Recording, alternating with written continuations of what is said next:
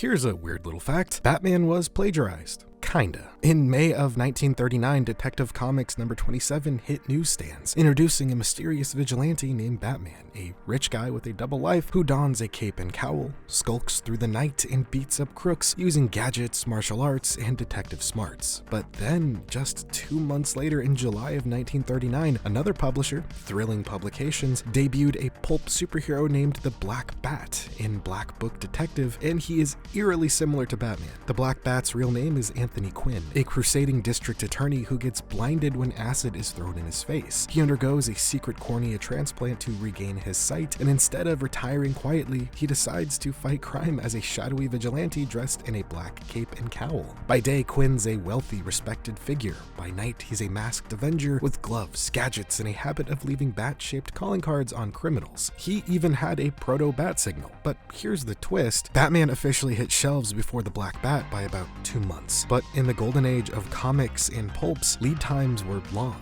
These characters were probably being developed in parallel. So was this a case of plagiarism?